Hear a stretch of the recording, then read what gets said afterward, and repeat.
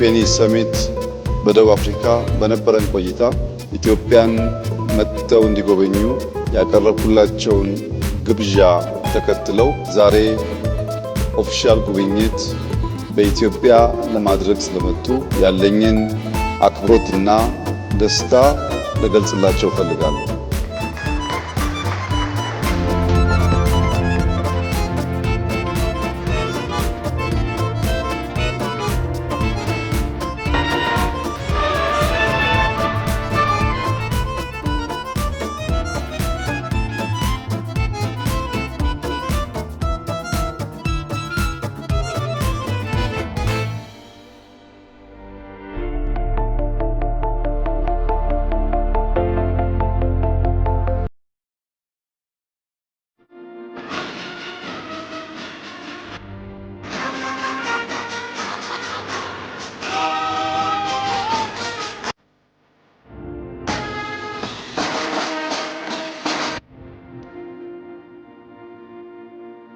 ከፕሬዝዳንት እንዲሁም ከሳቸው ጋር የመጡ የዴሌጌሽን አባላት ወደዚች ጥንታዊት የሰው ልጅ መገኛ የኮፊ አረቢካ መገኛ በአፍሪካ ብቸኛው በቅኝ ግዛት ያልተገዛች ሀገር ከፍተኛ ክብር እና ኩራት ያላት የማደግ ተስፋ ያላት ከሁሉ በላይ ደግሞ የአፍሪካ የፖለቲካል ካፒታል ወደሆነችው አዲስ አበባ እንኳን በሰላም መጣችሁ። ቆይታችሁ ያማረ የሰመረ እንደሚሆን ተስፋዬ የላቀ ነው።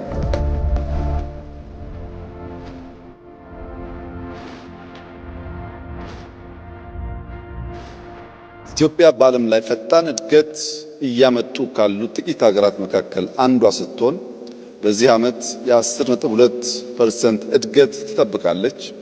የዚህ እድገት ቀጣይነት መረጋገጥ የሚችለው ከ130 ሚሊዮን ሕዝብ በላይ ያላት ሀገር የሲ አክሰስ ተከልክላ በዓለም ላይ ካለው ልምምድና ትሬንድ ውጪ በጠላቶቻችን ደባ ለረጅም ጊዜ የጂኦግራፊ እስረኛ ሆና እንድትቆይ መደረጉ ትክክል አለመሆኑንና እንደ ቱርኪ ያሉ የኢትዮጵያ ወዳጆች በዲፕሎማቲክ መስኩ ጫና በመፍጠር በሰላማዊ መንገድ ኢትዮጵያ የሲ አክሰስ ማግኘት የምትችልበት ሁኔታ እንዲያግዙ በስፋት ተወያይተናል።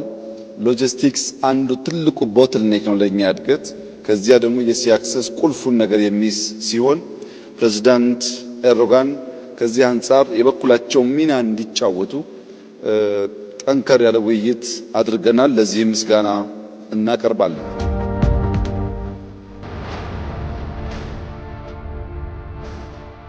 ለነበረን ቆይታ ላሎት ኮሚትመንት ኢትዮጵያ እንዲሁም እኔም ከፍተኛ ምስጋና ላቀርብ እፈልጋለሁ። እንኳን በሰላም መጡ። ቆይታው ያማረ የሰመረ እንዲሆን እመኛለሁ። አመሰግናለሁ።